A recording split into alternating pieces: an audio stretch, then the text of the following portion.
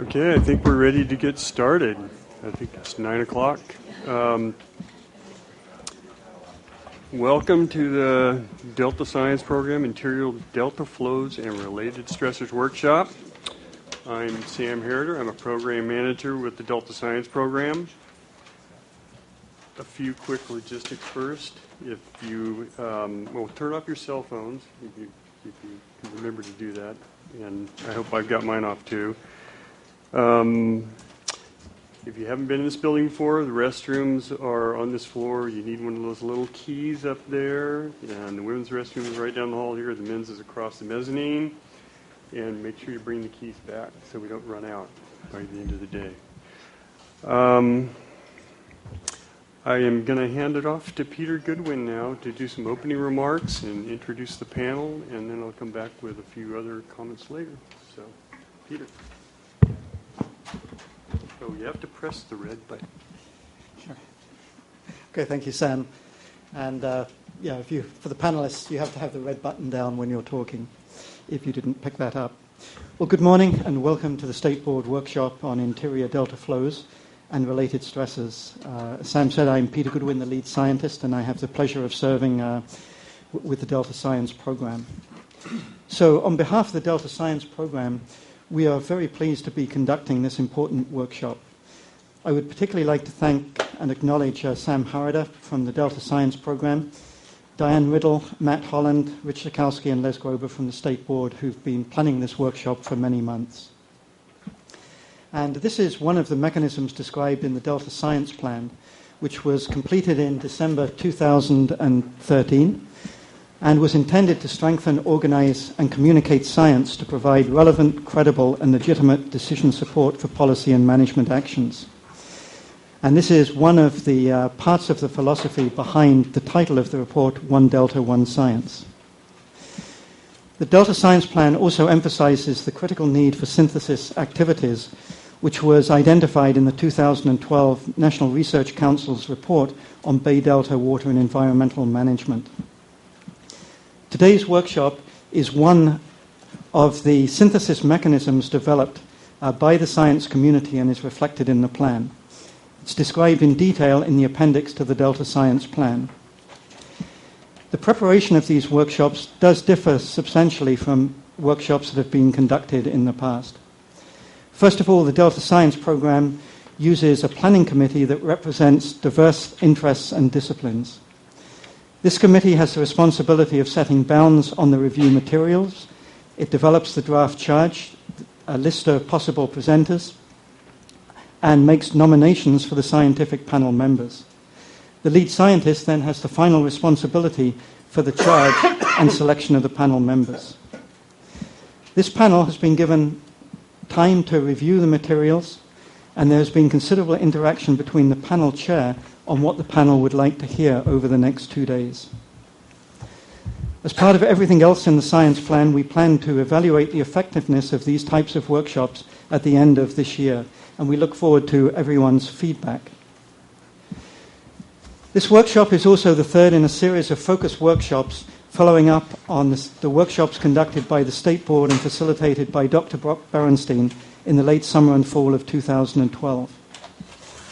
The science program contributed to these workshops by organizing invited panels to give an overview of the science in response to the topics and questions posed by the Water Board.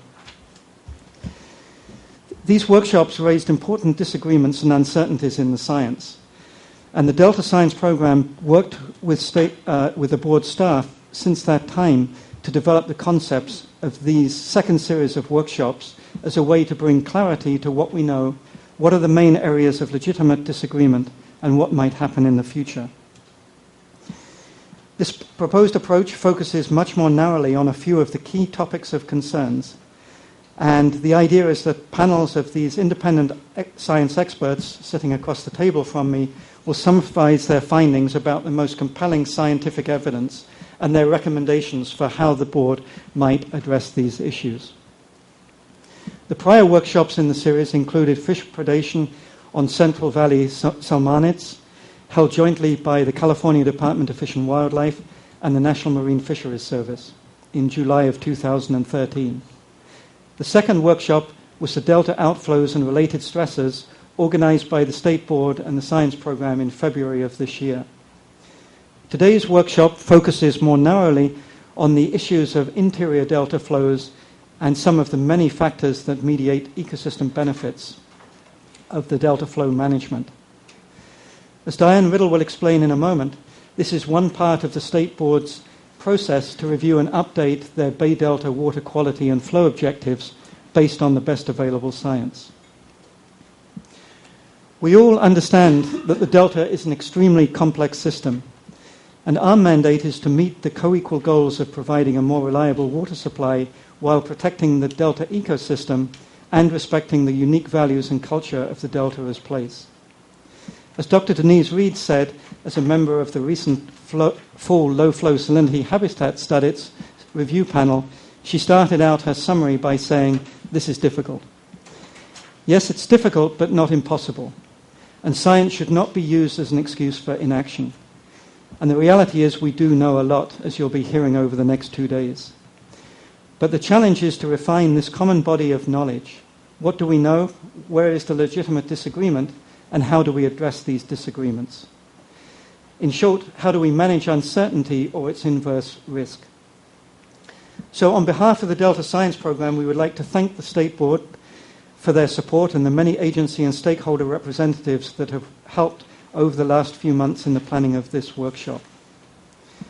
We would also like to thank the many presenters representing many agencies, institutions, organizers and stakeholders who have spent considerable amounts of time preparing the talks that you will hear and ensuring that their presentations are responsive to the requests of the panel.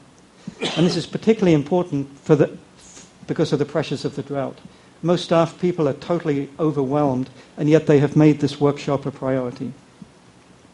And last but not least, I want to thank the members of their panel for their willingness to take on this challenging task.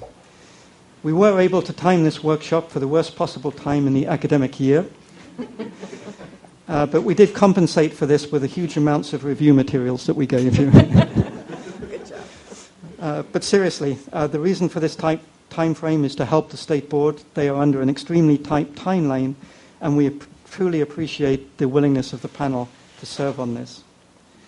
So now I would like to go through the members of the panel to invite themselves.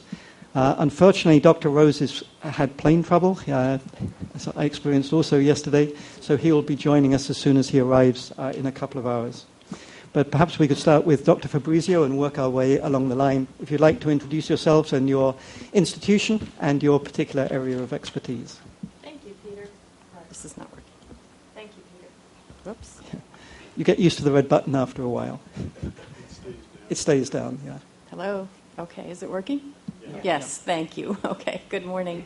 I'm Mary Fabrizio. I'm a professor at the Virginia Institute of Marine Science, where I teach marine fishery science as well as some statistical modeling. My expertise area is fish population dynamics, and I do a lot of work on recruitment of fishes in Chesapeake Bay. Hi, I'm John Nestler. My specialty is eco-hydraulics. Professionally, I worked with the Corps of Engineers at the ERDIC Research Lab for about 30-some years and retired about 4 years ago. And now I do things like this that are a lot of fun. Good morning. There we go. Good morning. I'm John Van Sickle. I retired 2 years ago from the U.S. Environmental Protection Agency, where I worked with the Corvallis Environmental Research Lab on problems of EPA's program to monitor, to do national monitoring of lakes and streams. Oh, by the way, I'm a statistician. Good morning. My name is Michael Healy. I'm Professor Emeritus from the University of British Columbia in Canada. My background is in fisheries and aquatic science, and I used to be the Peter Goodwin here.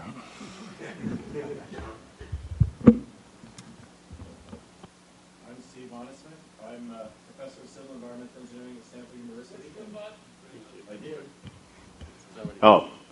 I'm Steve Munnis, but it didn't work. And I'm professor of civil environmental engineering at Stanford University, and I work on the easy part of the problem. I work on the physics of estuaries and coral reefs. Okay, well, thank you all. And I think Dr. Kenny Rose is known to most of us. He is a professor at Louisiana State University, expert in fish population, food web modeling, with a long history here in the Bay Delta issues. So, Sam, I'll turn it back to you. Have my button down? Now I have my button down. I'm going to go over a few ground rules to the workshop. This workshop is primarily an opportunity for the panel and the presenters to have a dialogue. We will have an opportunity for public comments. That's at the end of the day. And if you do want to make a public comment, you fill out a blue card, and you can give it to either myself or Matt Holland here in the front row. And we'll give you an opportunity for public comment. If you hadn't noticed, this meeting is being webcast, and it is being recorded, so it'll be available after today. We'll post it on our website along with the materials and other information from the workshop. Let's see. We've done our best to provide, as Peter said, a very lengthy list of reading materials for the panel, and our usual experience is that at some point one of the presenters or the panel will ask for additional information, and that's fine. We only ask that information come through the science program so that we can post it and make sure that the process is as open and transparent as possible. So we ask people not send materials directly to the panel. Now, of course, the panel can talk to anyone that they want to and bring in any prior experience materials that they want to. But if things are going to be officially handed off to you, we like to have it come through us.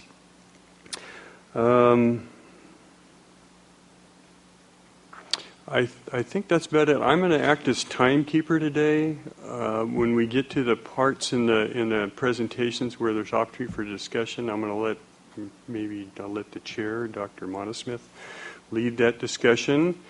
And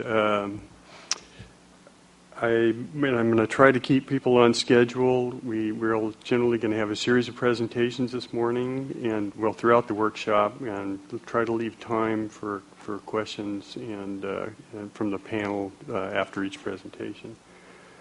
So with that,